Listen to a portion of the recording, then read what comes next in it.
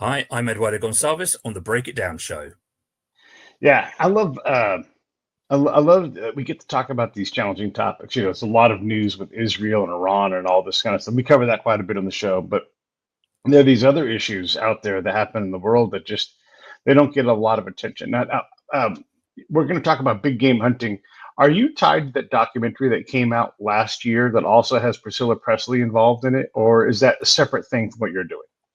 I'm involved in that. I do appear in that documentary, but I wasn't involved in the production of it. We are, in Gotcha. fact, Okay. producing a documentary at the moment, which focuses much more on the British side of things, partly because Mm. people kind of assume it's here in Britain. It's not a British thing. It's just done by some people in America, maybe a few Russians, but it's something that died out a long time ago in the UK. And actually, one of the things that we found is that's very much not the case. The challenge. So we're going to talk about big game hunting and the effort to at least curtail it or maybe redefine it into maybe photos and that kind of thing for everybody wondering. But the movie itself is just it's so disturbing to see the capture, caging, maiming to allow someone to come in and hunt an animal. And really, at least in the movie, it portrays it really as like an addiction. Like if they have money, they like to go do these things. But in far too many cases, these are not people going on a fair, from Pete's point of view, not a fair hunt. And I think that's sort of the point of. And then why are we doing this? I work with a company that is a nature conservancy. We talk about this, and there's conservation and there's use. These things go together, and you have to find a way to let humans interact with animals, that kind of thing.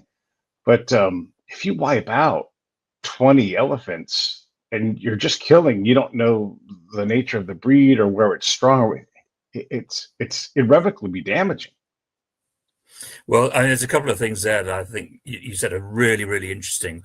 One is, one of the reasons we're talking today is we're coming up to the 10th anniversary of the shooting of Cecil, the lion. The lion everyone remembers by that Minnesota dentist, Walter Palmer.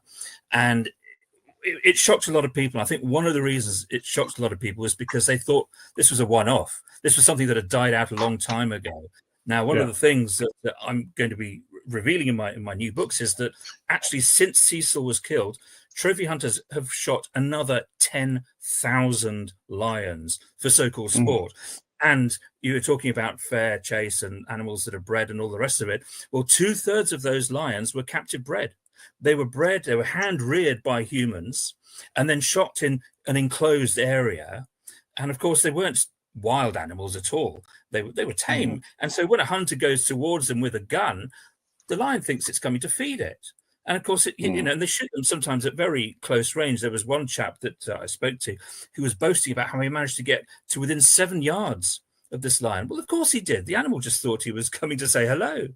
And now the other thing you said about addiction, and this has been the big realization for me. So I've Mm. been researched the industry since Cecil happened, particularly the last few years, and not and trying to answer a question that a lot of people ask me, and I've never really been able to answer, which is why.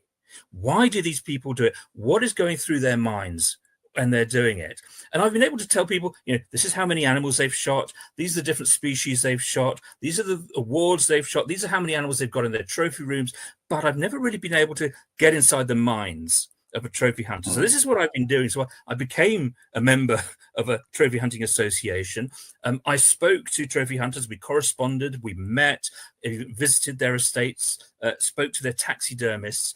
And so the end product is not just about what they've done, but why and how it makes them feel. And as much Mm. as possible, I've tried to tell that story in their own words. And the thrill, the addiction is the thing that comes across time again. So there's one chat, I'm just looking at my notes here. There's one guy who said, the adrenaline starts coursing through my blood as soon as I see the animal. Another one said, this was the most emotional moment of my life when he's just shot something.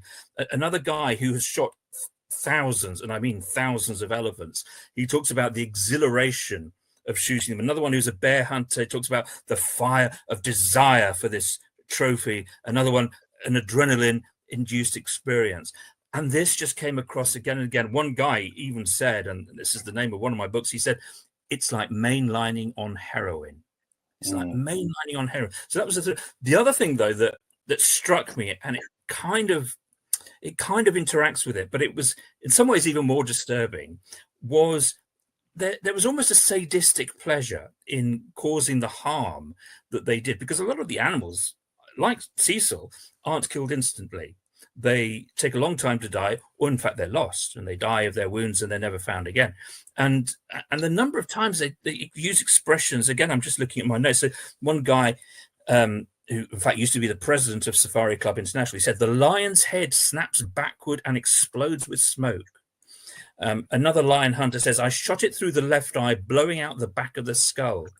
And another said, "The arrow entered beneath the lioness's chin and took out her heart."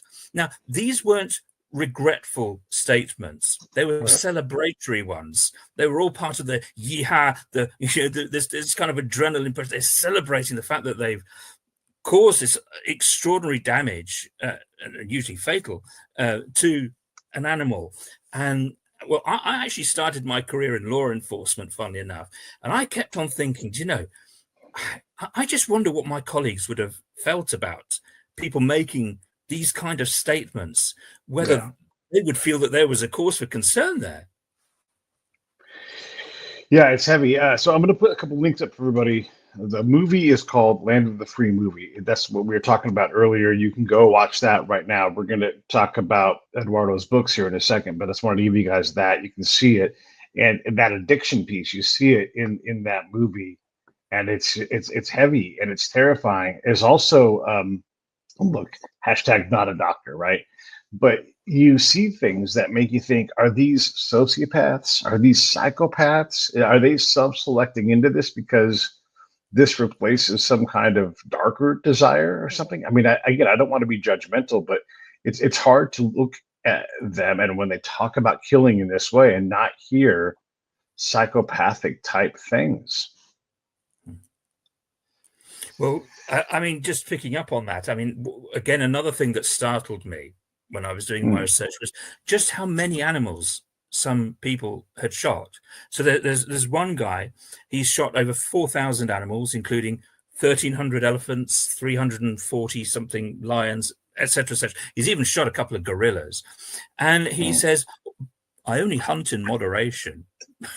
There's almost a sort of a lack of self-awareness there. There's another guy who has shot 5,000 elephants. I think I mentioned it briefly before. There was another guy, though.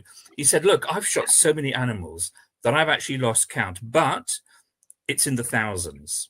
It's in the thousands." And then they build these enormous trophy rooms. Some of them are museums. They're almost like aircraft hangars, actually. And there was one couple who, an American couple, they both shot hundreds and hundreds of animals. And so they've actually turned their whole home into a trophy house. And the mother, she's sort of saying, our kids grew up, they've grown up in this trophy house. And there's actually a Russian guy who, in fact, used to be very closely linked to Vladimir Putin. He says much the same about how this was the leisure space for the whole family, for the young children. It's again, it's shocking. Obviously, these are folks that have money, and I mean, there's been a big push, and I would say some success in making it less legal. Where it's dissuaded, completely prohibited. But these are wealthy people. They know how to get around rules, especially if the rules aren't designed for them to catch them. Sometimes it seems like so. How has the progress? I mean, when you hear this stuff, it's just vile. Like I don't like it. And again, I don't want to judge anybody, but how has the progress gone for the international community in terms of trying to clamp down legally on? Look, I'll say this. I know that there has to be some kind of land management, in spaces. Too many ducks is bad for everybody. Too many deer is bad. And so we have culling programs, right? But I don't think that's what we're talking about here. I mean, elephants, how many elephants, how much space and how many elephants? I'm sure the people who run those kind of preserves aren't super stoked about elephants getting whacked, especially if you're taking the apex elephants out of the region. That's hard on the genetic pool. I mean, that's not sustainable. Well, that's right. And in fact, the hunting industry's own records show something very interesting, which is that lions are getting smaller. Elephants' tusks are getting smaller. Polar bears seem to be getting a bit smaller as well. And scientists call this process artificial selection. So it's the opposite of natural selection. So people are shooting out the bigger, strongest, fittest animals. And what that means is it is having an impact on the gene pool. So that the species, the lion, has seen 15% of its gene pool disappear over the last century. And the population numbers have fallen as well. So you talk about, yes, I mean, in some areas there might be too many animals and so on. But if you look at the species numbers, so in the 1970s, not that long ago, there were around 200,000 lions. Now there's probably not even 20,000. So that's a 90% decline. And the same has happened to leopards. We know that elephant populations have fallen. We know that the rhino populations have fallen, etc. And so management and trophy hunting are absolutely not the same thing. Trophy hunting is killing for fun. It's not killing for food, and it's not killing for land management. For proper management, that is carried out by professionals. It isn't by, if you like, some grinning psychopath who just takes a lot of pleasure out of killing animals. And one of the things that happens is that, well, trophy hunters generally, well, they're not snipers, they're not marksmen, they don't have any kind of certification, they don't have to show that they've got any particular aptitude. And studies in the US have found that generally over half of all the animals that are shot by trophy hunters are injured. They don't die quickly. They're injured and they die slow and painful deaths. Many of them are lost. And whilst there has been progress, particularly in Europe, but also in the US, at restricting the imports of certain species, it's been sort of counteracted by an expansion of the hunting industry's award programs. So just talk about the restrictions. So in Europe, you've now got a number of countries that either have or are implementing bans on certainly some of the most endangered animals. And even in the US, actually, so if you're an American trophy hunter, you can't bring back a cheetah because it's an endangered animal. You can't bring back a polar bear because it's an endangered animal. You can't bring back a canned lion because it's unethical. So that's one of those captive bred animals. But what you do have at the same time is these new awards which are handed out. So Safari Club International has about 200 different awards if you look at all the different levels that you get. I mean, some of them are almost like computer games where you have to sort of shoot X number of animals to reach the next level and then some more animals to reach, etc., etc. An example of that is the Hunting Achievement Award. So it goes from copper up to diamond. So copper, you need to shoot animals from 17 different species. Then you get the bronze. Then the next one is silver, where you have to shoot animals from 50 different species. Gold is 100. And then diamond is the top one. You have to shoot animals from 125 different species around the world. So you have this sort of, it's like a computer game, isn't it? And you get hooked in that. But then you also have all the other awards, which are for shooting with novelty weapons. So you can get special awards for shooting big game animals with a revolver, with a handgun. And a number of hunters have done that. I mean, there's one chap called Leon Munyon who's won pretty much every single award that you can from Safari Club International. And he's done it almost all of them just using a revolver. And in fact, he's won quite a few prizes twice because he's then gone and shot the same species again with a crossbow. So I think he ranks number 3 in the all-time list of Safari Club award winners. But then in the records book, the same sort of thing happens because you get special recognition. For example, if you shoot a hippopotamus with an air gun, and there are people in the records book for doing that. And then you get these really, it gets even more extreme. So in Argentina, they call mountain lions pumas. And there's a guy that we talk about in one of the books, and he's celebrating the fact that he's speared a puma. He's killed a puma with a spear. He's killed a mountain lion with a spear. So you use a pack of dogs to chase this mountain lion up a tree. It's bayed up in the tree, and then literally goes and spears this animal whilst it's stuck in a tree with all the dogs all around. Actually, the other thing that often happens, because dogs are used as well for leopards, for bears in parts of North America, and it does mean that a lot of dogs get seriously injured and indeed killed. And of course, I think that's something that people don't know about and probably would find pretty shocking. Yeah. But yeah, I was reading a re-release of a Davy Crockett book. You know, we have this hero here in America, and he was a hunter and he was famous. But boy, he would just whack bears left and right. Now, look, in that time there was a lot of bears. One dude killing a whole bunch of them, no big deal. But this was also in the time when trappers were wiping out all of the beaver in North America, just about, right. And then same thing with the buffalo, right? We are not good at controlling ourselves and wanting to, like, why.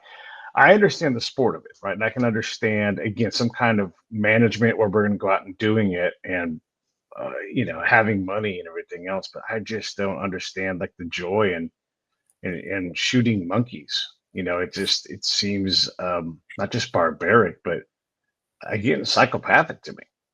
Primates are very, very popular. They're one of the most popular animals shot by trophy hunters.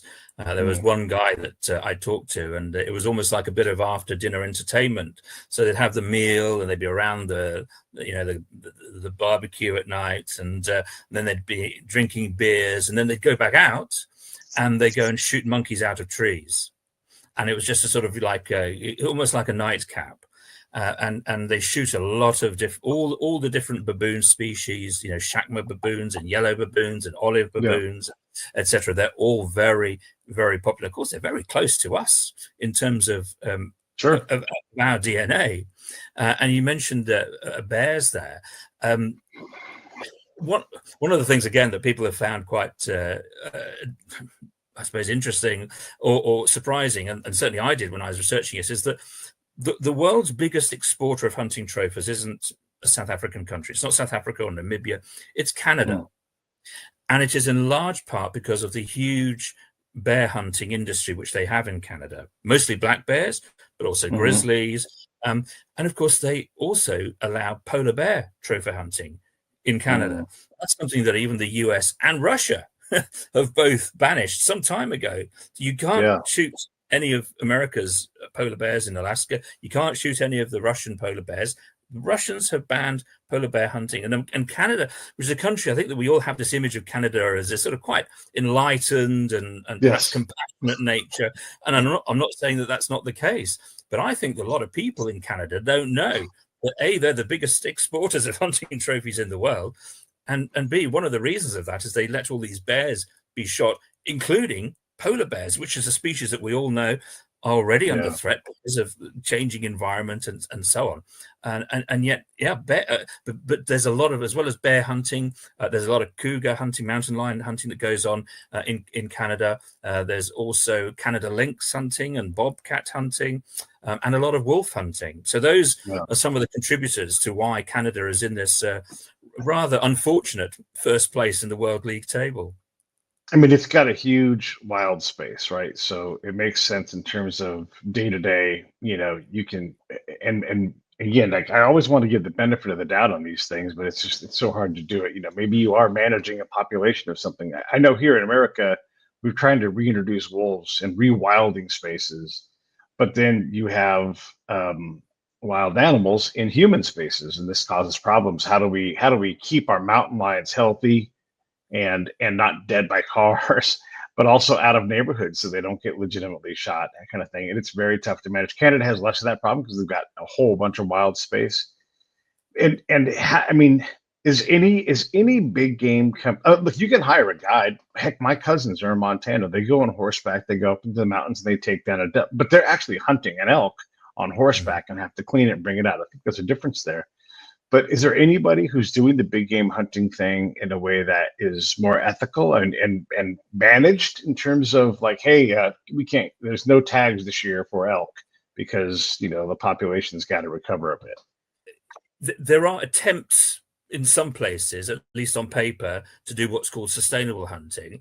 So they set a quota for how many animals you can shoot. So, for example, how many leopards you can shoot in this part of Africa, and in theory, it's based on the number of leopards in that region. But the problem is that actually a lot of those quotas are set without counts having been done.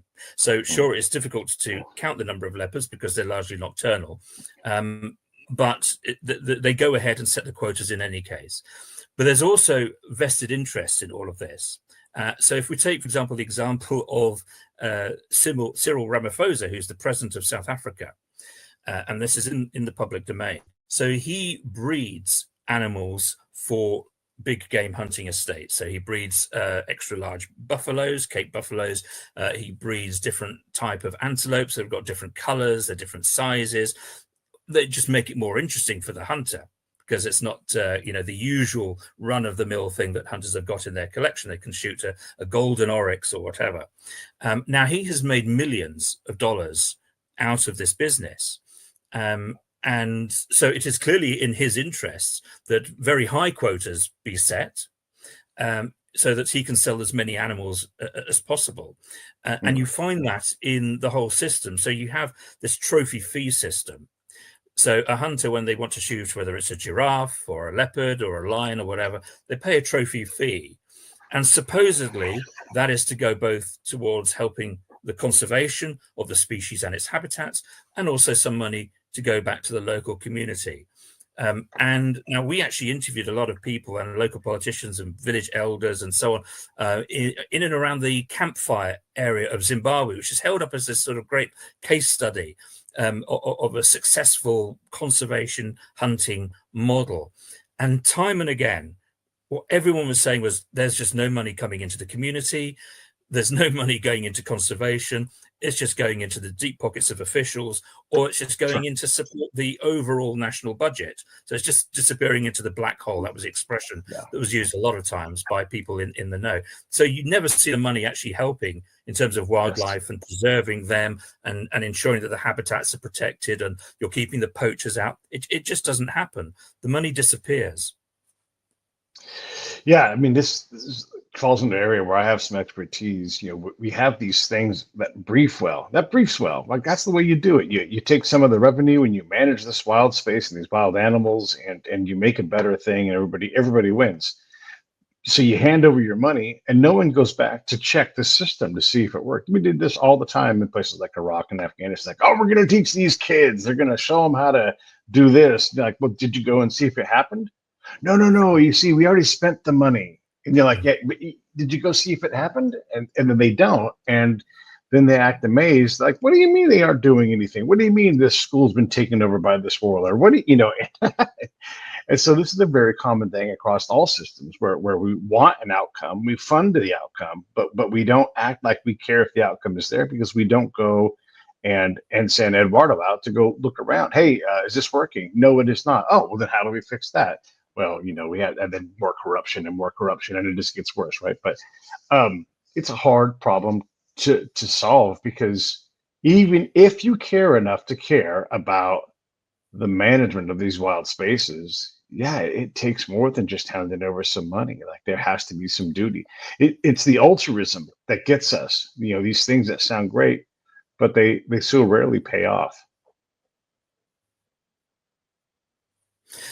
Unfortunately, in both the public and private sector, you will often see that the spending of the money is the outcome. Yeah. So if the money has been spent, then job done, the box is ticked. You're not looking at the actual outcome, which is what has changed, what has improved, how are things better from where they were, and if that money hadn't been invested in that particular activity. And it's really symptomatic of the whole industry in that there's virtually no regulation. I mean, anyone who has got absolutely no hunting experience whatsoever can go on the internet today and buy pretty much any animal that they want to shoot for sport. So, for example, there's a website called bookyourhunts.com. It's kind of like the Amazon or the eBay of the hunting world. You literally go on there, and I mean, if you go on Amazon, you put in whatever, TV or headphones or whatever it is you want to buy. You go to bookyourhunt.com, you put in cheetah, you put in giraffe, you can put in anything, and it will spit out. I mean, I was astonished to see some of the things that you could buy. So yes, you can buy endangered animal hunts, so lions and cheetahs and giraffes and elephants, they're all there. Then you can also buy some really weird stuff as well, which is also considered sport hunting. So whether it's beavers, anteaters, skunks, squirrels, wallabies, reindeer, I mean, the list just goes on and on and on. There's hundreds of different species which are available at any one time. I mean, I think there's right now there's something like 4,500 different hunting holidays that are available on this one site. But there's so many others. You can go to discount African hunts where you can get cheap last minute deals. I mean, it sounds like a holiday industry, doesn't it? You know, that last minute flight to Jamaica or to to Hawaii. No, you got these last minute deals where a cancellation offer, for example, to go and shoot a leopard. I mean, that was where I got the title for the second book, Shoot One Lion, Get One Free. That was a genuine offer that was being promoted openly on the internet. And I think it was on Discount African Hunts. But there's so many of these websites. And of course, so many companies openly advertise their wares, their holidays on the internet. So I mean, you can just go on Google and just put cheetah trophy hunting, and a whole bunch of companies will come up.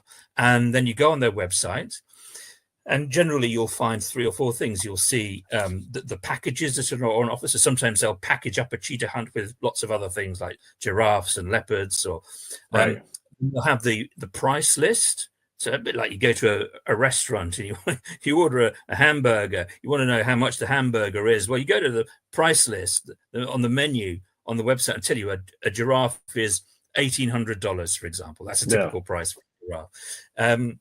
And then it'll have the gallery and testimonials, and it will show you all of the satisfied customers. So a bit like TripAdvisor, you know, on a hotel that you go, or an Airbnb, and it'll have ratings out of 10. So, you know, Dave from Arizona said, I had the greatest time and I shot all of the animals I wanted to shoot, and they'll be all there. That's the result. That's what you want. That's what you want. And so you've got people who say, look, I had the greatest time of my life. And then you've got the gallery, which shows all these animals that have been often horribly and cruelly shot for no other reason really than this guy's in vanity, you know, their sense perhaps of, I don't know, whatever it is, but it is that they just did this for fun and for a sense of achievement. And I'm sorry, but especially when you've got so many animals in so much trouble, you know, I used to work for the World Wildlife Fund, and one of the things I was involved in was producing this report every 2 years called the Living Planet Report. And the Living Planet Report, one of the things it said was, you know, what's happening with wildlife populations. And the last one that was produced last year showed that wildlife populations as a whole since the 1970s have declined by 70%. And we know that for a lot of species that are hunted by trophy hunters, the figures are even higher. So for lions, it's 90, maybe even 95%. Leopards, it's about 90%. And we know what's happened with rhinos and giraffes, and you know, so many animals are. I mean, real. I said before, there's only 6,500 cheetahs. There's only 33,000 zebras. There's less than 100,000 giraffes. I mean, these were species that there used to be millions of. There used to be 10 million elephants in Africa. Now there's maybe 400,000, 1/3 of whom are in one country alone. One country, Botswana, has 1/3 of all of Africa's. I mean, it's not a big country. It's the size of France. I don't know what the equivalent of a US state would be, but it's not a big US state. It's not going to be one of the biggest. Let's say Texas. It's going to be about the same as Texas. And you've got 1/3 of the entire species in this one state. And that's the picture right across the board. They are in real trouble. Now, trophy hunting isn't necessarily the reason why they're in so much trouble, but it isn't helping. And it's making a bad situation worse. So I gave the example of lions and how, you know, it's the qualitative issue as well. You're taking out the biggest animals. So it means that the best genes aren't being passed on to future generations. And that's happening across the board. But of course, when you shoot just one animal like a lion, that has consequences, not just for that one animal. You could be talking about 20 lions losing their lives as a result. So when Cecil was shot, you had what often happens when a pride male is killed is another male tries and comes to take over that pride. And one of the things that new male will do is he will kill all the cubs in the pride because they're not his. So he'll try to eradicate his predecessor's existence. So first of all, the generation is gone. And and other males that might be part of the pride, they might be chased away, they might be killed as well. And this happened when Cecil was killed. His brother was killed a little while later, and two of the females that were part of that pride, they ran away to try to avoid these, or evade these pride males, and they ran onto a nearby farm, and they were hungry. They killed a donkey. They immediately become classified as a problem animal. So the animal control officers came in and shot those two lionesses. And after they shot them and retrieved the bodies, they found that both of them were lactating. So there were cubs somewhere out there that weren't found, and they will have died of starvation. So, and as I say, some studies have found that the killing of a single pride male lion could lead to as many as 20 lions in all being killed. So it always has this knock-on effect that we don't often think about. Yeah. Well, there's like that whole thing with elephants and the way they, I guess you would call it, like just develop the terrain around them, right? And so all of the animals in the region, big and small, benefit from the presence of elephants because what ultimately happens from their big presence is ponds, watering holes appear over time. I don't know, do you know about this at all? Yeah. And it's, so they terraform. And there's ant hills involved and all this stuff. And all of a sudden, these Cape buffalo and all these other, I'm just making up animals at this point, but they will gather at this space, and many species will thrive. But it takes enough elephants to do it, And well, we've seen the same process in the US with the reintroduction of the wolves in the Yellowstone Park. They literally brought the ecosystem back to life. They returned it to its natural form. And yes, and we don't always understand that, for example, if you shoot out all of the hippos have this vital role in ecosystem management and protection as well. So they leave their dung in the water. That fertilizes the water, so you get sort of new greenery, oxygenation, and so on. So it preserves and enhances the environment. And yes, when you take out the elephants, you're having an impact on the ecosystem, but you're also having a wider impact on the species as well. And whether you're taking the patriarch or the matriarch, that affects the behavior of the whole herd. And one of the things that we found is that we often talk about problem animals, and it happens because they turn up in human communities and maybe either raiding crops or attacking people and so on. But there's some more information now starting to emerge about, why have these animals become problem animals? One of the reasons is that if you take out a matriarch or a patriarch from an elephant herd, the other elephants remember. They feel that trauma. So the whole population is traumatized, and that could lead them into erratic behavior. But also the taking away of the father figure from an elephant herd means that the young males may well start exhibiting behavior that's similar to juvenile delinquency in humans. Kids growing up without a dad. It's exactly the same with elephants. Now there's something else that's starting to come up, and it was first noticed in the colonial era, but it wasn't really talked about, and it's only very, very recently that it's now talked about, and that is that you're finding a lot of animals out there that trophy hunters are shooting that have already got bullets embedded in them. So some guy has tried to shoot them, and of course trophy hunters tend to shoot from a long way away, 200 yards or whatever, for their own safety. And they're trying to shoot in a particular way, and you're hoping the animal's going to stand still, and you're going to get them in, the heart-lung shot or the shoulder or whatever. You've got to be a sniper to achieve that. I mean, what if the animal just moves or there's a bit of wind? Anyway, so the bullets tend to end up not where they're intended, and the animals will escape in some cases. And so you're finding actually that there have been some problem animals recently that have been killed because they were killing local people. When they found them, they actually found they already had bullets in them from previous attempts to shoot them by hunters. And so literally they are, they don't have access to aspirin or Vicodin or whatever. These animals are carrying around extreme pain. And, we know if we've got a headache, we can get cranky. But these guys are in absolute agony. And they're carrying them, they're behaving in whatever way, whether it's erratically or aggressively. And it's actually as a result of these failed attempts by poor marksmen to shoot them for and then they don't find them afterwards, and they're just left behind.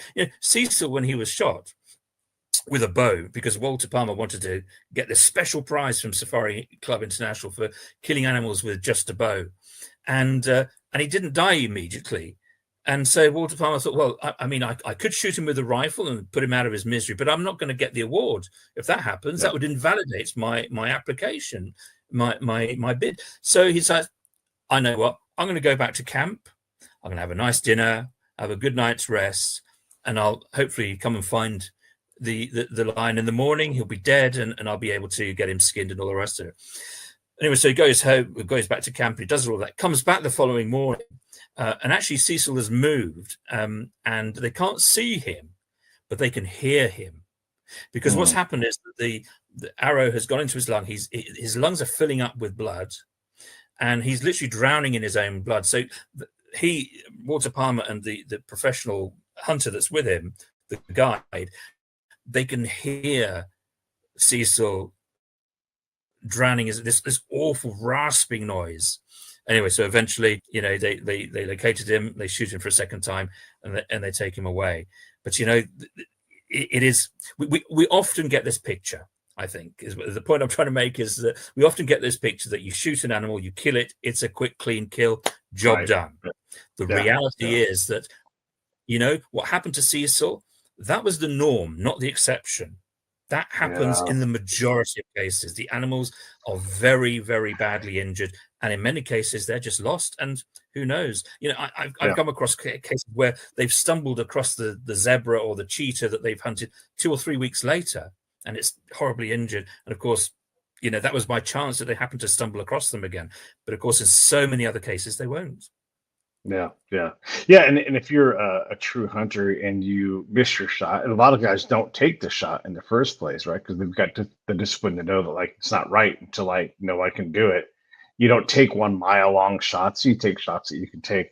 But also, if you don't get the animal, you follow the blood trail and you figure out where the animal's at, and then you take care of business then when you get there. And I don't know why that doesn't translate to trophy hunting, but unfortunately, does anybody benefit from the food? Right, we have to cover this. So if you do kill an elephant, does the village eat that night?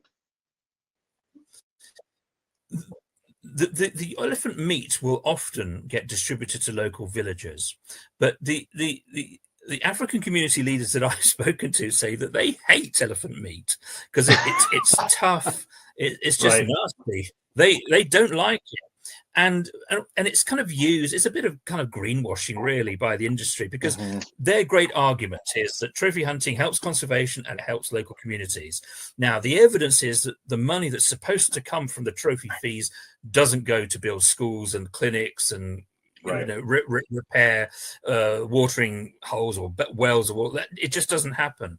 So they kind of hit upon this thing. Well, look, we discard the meat anyway, because to make the trophy, you only need the skin and the skull, and that's all the taxidermist needs. And so they would normally just chuck out the meat. So what tends to happen is 2 things happen with it.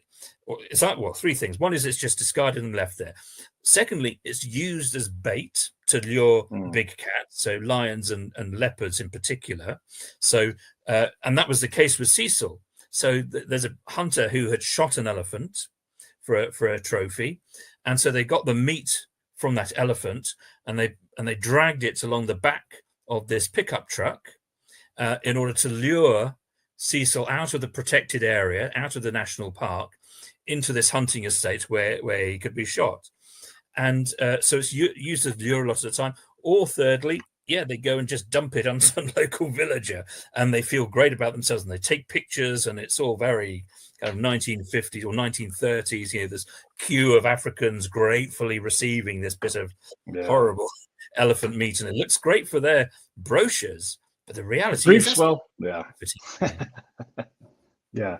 And then what about the because you got to cover all these things, the African leaders? I mean, they from the movie that I saw, they don't want this. They want you to come, they just take pictures and do picture hunting instead of killing this animal, this natural resource, this wonderful thing.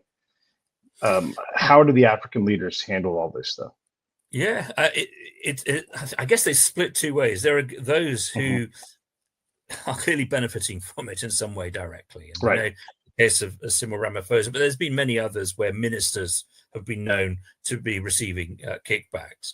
And then you have those who I guess are closer to a truer understanding of what Africans feel and think and African values about these things. Because generally, African people, ordinary African people, just they find the whole thing of trophy hunting just bizarre. They don't understand it, and they find it deeply disrespectful. You know, for them, all wildlife is spiritual. It's important. It's part of the whole world, etc. And so they have this reverence for wildlife, and the idea of some rich white dude jetting in to shoot an animal for fun, which they're not even allowed to kill for food if they're really, really hungry, that obviously breeds resentment. And there have been studies, but there's a Professor Mucha Makono, she's done sort of a study of opinions on trophy hunting amongst African communities in different parts of the continent. And it shows overwhelmingly that they're opposed to it. We've had Ipsos, you know, the polling company, they've done opinion polls, again, show that the vast majority of Africans are against it. And you have countries like Kenya, and of course Botswana, they banned it for many years. And what's really interesting actually about the countries that have banned it is how the ban has led to significant, not marginal, but significant benefits, both for wildlife and for local people. So on the one hand, obviously you're not killing the animals, and populations are increasing. So, you know, lions, elephants, rhinos, leopards, those populations are decreasing throughout Africa, except in Kenya, where they're all going up strongly. They're increasing strongly. And if you compare, for example, Kenya and Tanzania, which are side by side, and the amount of money that is ploughed in for conservation as a result of either trophy hunting in Tanzania or, in the case of Kenya, photo safaris. So 70 times as much money is ploughed into conservation per hectare in Kenya as it is in Tanzania. In Tanzania, you've got over a quarter of the country is covered by these private hunting estates, and they generate something like 0.03% of the country's GDP. Whereas in neighboring Kenya, all of the children, for example, from the Maasai tribe, every single child now has access to a high school education purely thanks to the nature tourism industry that has developed there, the photographic safaris, and so on. So there was another study that showed that if, for example, a country like South Africa made an organized transition from trophy hunting to photo safaris, then, as well as the many benefits to conservation, it would create 11 times as many jobs in these poor rural communities where the trophy hunting estates happen in. Because what happens in these areas is that you've got a couple of white guys who own the company, who own the land, and they'll employ a couple of the local black people for a skinner, to be a cook, etc. Do the kind of menial work, but of course it's only seasonal work, and they're paid the very, very lowest wages. Whereas in the photographic safari industry, this is generally all year round. The jobs are much better paying. You've got management level jobs, training. People have gone on to set up their own businesses. So, the case of in Botswana. So Botswana is landlocked. It doesn't have any lovely coastline or anything like that.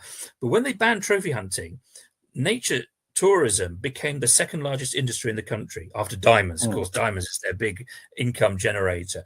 But tourism suddenly, or nature tourism, suddenly became the second largest industry. Because people wanted to see these animals, they want to see them, and they want to see them alive. And one of the things I'm seeing a lot of is you're seeing some hunting companies that actually are abandoning trophy hunting and becoming nature safari companies.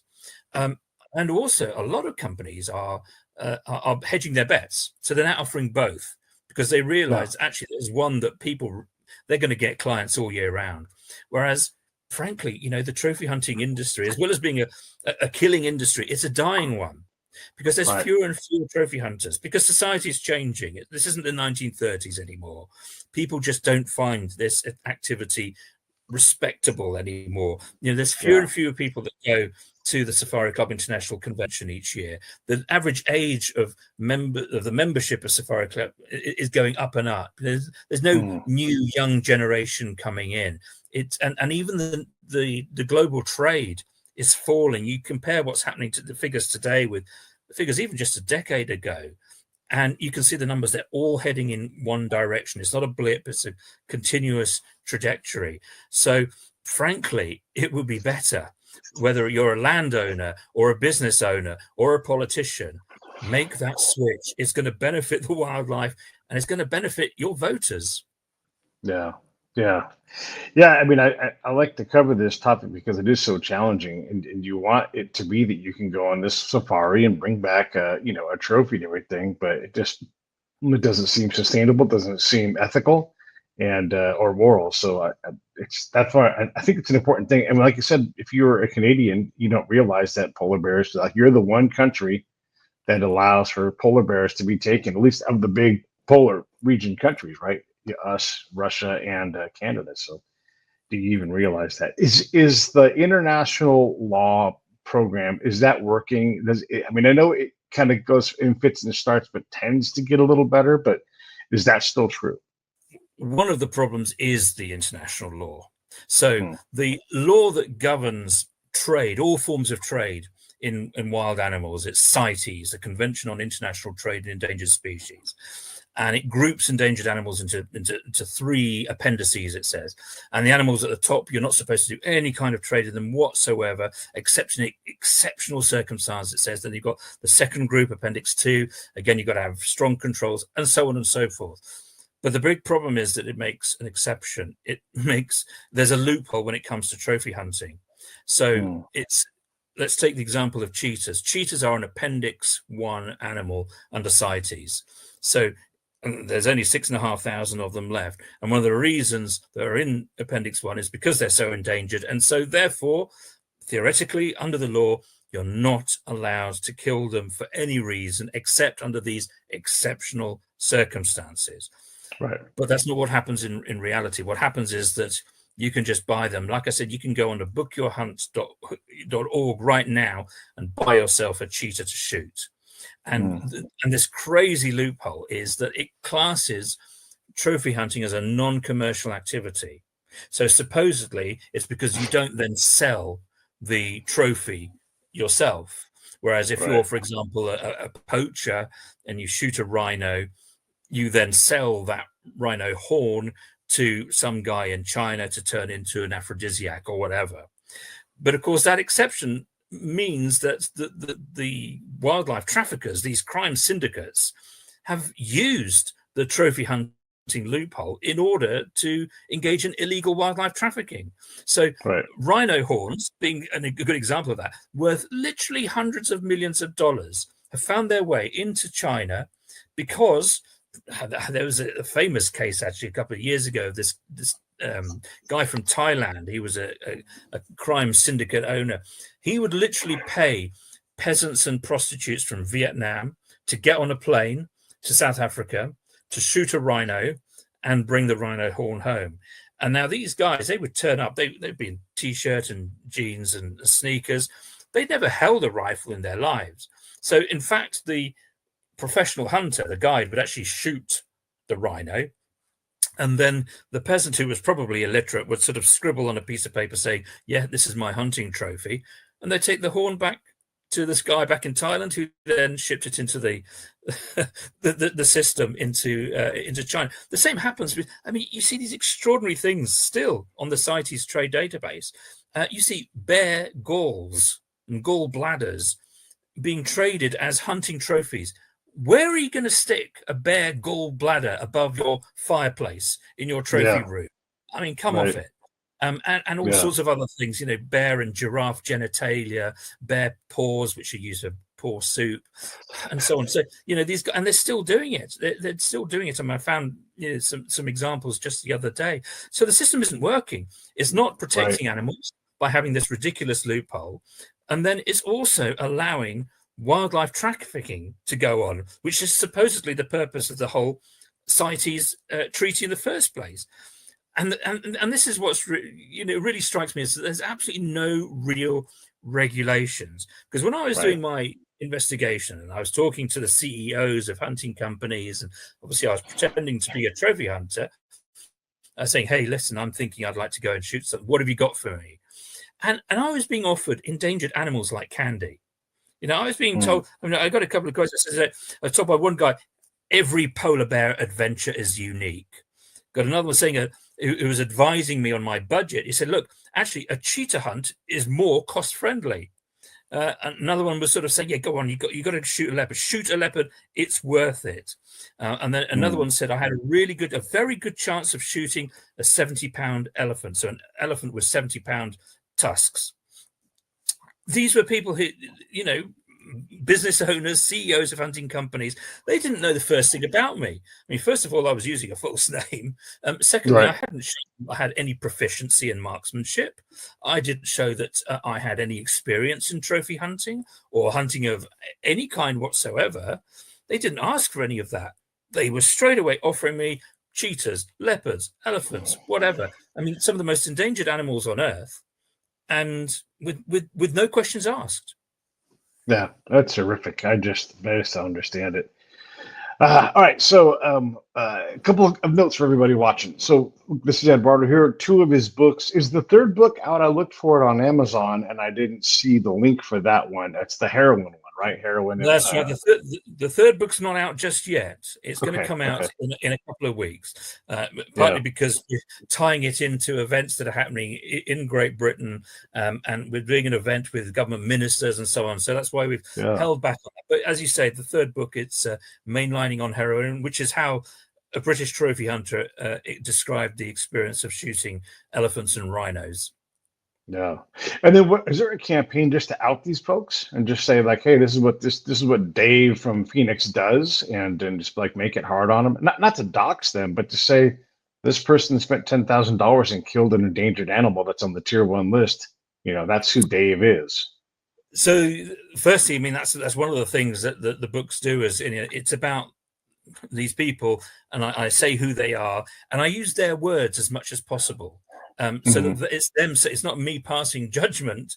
It's them saying, "Look, I had a great time shooting an elephant, and I spent $50,000 on it, or whatever." So the books have got these names, but also we have our website, and that's bandtrophyhunting.org. And there's a lot of hunters that are named on there, and it really shows you just how many people do it. I mean, it's extraordinary to think that even in this modern day and age, and we consider ourselves a civilized society, the trophy hunters are killing for sport and entertainment and for no other reason, literally tens of thousands of endangered animals, and many more that aren't considered endangered, and therefore there's not really much data about them. And that's also not including the animals that are shot in our own countries, whether it's the US or Great Britain. Right. So, the numbers are absolutely extraordinary. So yes, we try to provide that information so people can, well, if they feel strongly about it, then they can get in touch with their local representative, their elected representative. So at the end of the day, we need laws that work. We need laws that protect wildlife, and we also need laws that ensure that people in poor rural communities, they're not, if you like, disproportionately impacted, that they are also able to benefit from the wildlife, which at the end of the day, their traditional practices have helped to ensure maintained in place. Yeah. This first time I've ever said these words in my adult life. What does King Charles think about this? I've never said that before, but I'm curious, because his family is going to deal with charities and everything, right? So they must have some kind of voice on this issue. It's a very good question. I have to say I haven't asked him personally, but I would surmise the following. Firstly, I think he would probably recognize that it's problematic, but he wouldn't at this stage come out and say specifically one way or the other. I mean, he has, for example, taken part in, I suppose, smaller scale wildlife hunting before. So whether it's fox hunting in the UK years ago before, I mean, that's been illegal now for a long time, but he used to undertake that 30, 40 years ago. He has, done bird shooting, as has Prince William. We know, of course, that Harry, Prince Harry, who's now living in the States, he gave up all of his guns. He used to hunt in Africa, but he seems to have changed his mind. And I think probably Meghan Markle has something to do with that. But I think it's probably just a change in the times. I mean, when King Juan Carlos of Spain was outed in the press shooting elephants in the middle of one of Spain's really most difficult economic crises, he was at the time, he was president of the World Wildlife Fund in Spain, and he had to resign immediately. And many commentators in Spain point to that being a key factor behind his abdication 2 years later. He lost all credibility in Spain. There was a guy years ago, I'm trying to remember his name now, Michel Bergerac, that's his name. He was the head of the Revlon cosmetics company, and he lived in the United States. And he was a big-time trophy hunter. And he was also the president of the World Wildlife Fund in the United States. Now, I know for a fact that that wouldn't happen today. The US branch of the World Wildlife Fund would not have a well-known trophy hunter on its board, let alone as its president. The same would happen in the UK, because we had Prince Philip, used to be the head of the World Wildlife Fund here. And he was a hunter. He used to hunt tigers in India. But again, that wouldn't happen nowadays. So I think that oftentimes the royalty is more a reflection rather than a leadership of public opinion. Yeah. So my guess is that we're not going to see anything happen or being said explicitly during King Charles's reign. But it may well be that the next generation, whether it's King William or whoever, I think that things will have changed enough in society for it not to be shocking to either his peers or to society as a whole to say, you know, we, Britain as a country that has an important role in world affairs and we helped export trophy hunting. Do you know what? It's time for us to bring that to an end and actually look at the ways that we can truly support conservation and help local communities. Yeah. Well, I hope so. I mean, and you know, we're probably somewhere in the zone where we're with you here in the United States, but unfortunately, I don't even know. Like, I know that you probably can't bring certain trophies back, but look, there's ways around that. Private flights makes it real easy to get a giraffe carcass around security. You know, I mean, it's just not that difficult to do. But yeah, hopefully we age out of this and continue to make the world a better place and have the problem of, oh my gosh, too much ecology, too many animals, and have that problem to deal with down the road. Okay. So anybody who wants to help, go check out bandtrophyhunting.org. You have the books here. You know what I always say, buy two and buddy read, so you guys can get involved in a way that makes sense for you. This stuff really happens. Everything else. I guess one real fast question, and you know, I don't want to jam it in here because if you need a longer time, that's time I'll have you back. But what is the line between a hunter who's conservation minded and a trophy hunter who is not worried about those things? Like, is there a line there? I mean, you're talking about like duck hunting and that kind of thing with the with the princes and stuff. Is there a line that I should know about? Where do we put that? I think that the trophy hunting of any animal that we know is in trouble conservation wise, and yet we go ahead and hunt it nevertheless, that is clearly a line that has been crossed. And the fact is that with so many species, that's the fact. And we know that trophy hunting has led to the extinction of species before. You know, in the 19th century, it led to the quagga, which was an animal quite like the zebra. It was hunted out of existence by, in fact, the British royal family. And around about the same time, there was an antelope in South Africa called the blue bog that was also hunted out of existence. And in more recent times, we've come, essentially, we did actually hunt two species to extinction in the late 20th century. There was the scimitar horned oryx and the Arabian oryx, both of them antelopes, one found in Central Africa, the other found in the sort of deserts of the Gulf Peninsula. The Gulf Peninsula. And and they've only survived because actually there were some still left in zoos. Right. And so they've managed to reproduce a few, and they're now starting to bring a few back. So there's now, I think, something like 140 or 160 scimitar horned oryxes in the Sahara Desert now. There's 850 Arabian oryxes. When the last one was shot by a hunter in Oman in 1972, if memory serves me right. But now there was a few in a zoo in Al Ain in Abu Dhabi, the United Arab Emirates, and there's a few elsewhere. And it seems to me absolutely irresponsible to be shooting an animal simply for entertainment when you know that it is already in dire trouble and that this is likely to make it worse. And the problem is that the trophy hunting industry tries to dress up everything that it does as conservation. And so you will, I mean, there's a guy I was just reading about earlier. He went on an 18-year trophy hunting trip. He went hunting for 18 years non-stop. And he basically wanted to get at least one of every animal in the world to build up this huge collection. He was a Canadian guy, and he calls himself an avid conservationist. And Safari Club International, it has all of these awards, and I say the very top award for shooting the most animals, it's called the World Conservation and Hunting Award. Right.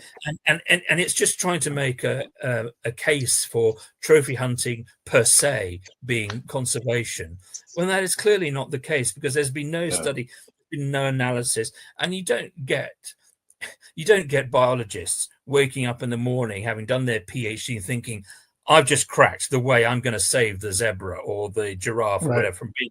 I'm going to pick up my rifle. I'm going to go and shoot more hunting. Right? I mean, if trophy hunting was really conservation, then why are there no conservation scientists or organizations saying, let's bring back trophy hunting of the tiger? Let's bring back trophy hunting of the great apes. Let's bring back trophy hunting of panda bears. Nobody's saying that, because nobody in their right minds would say that, because it is obvious that that's not going to be the case. It's not going to help their conservation.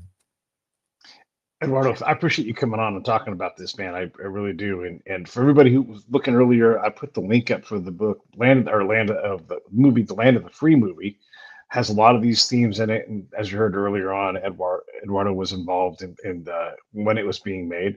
So just that's a good source. There's a lot of good things out there. Go look around and well, it's going to be uncomfortable when you watch that movie. They shoot this elephant and it's a horrific scene. It's scarier than any horror movie I've seen. It's terrible. So go check that stuff out. And if you want a change, you know what to do. Let people know. Get out there and say something. So, all right. Anything in closing before we go, Eduardo?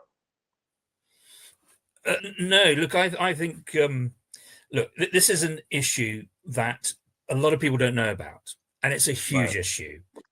And we've got the 10th anniversary now of Cecil. And I think this is the right time for us to really talk about it, for us to really dig out the facts, and for us to make our views known with our elected representatives, because wildlife is in real trouble. It's in real trouble. And trophy hunting is making a bad situation worse. Yeah. And there's a real risk that species like lions could disappear forever. You know, the last time we lost a big cat, that was...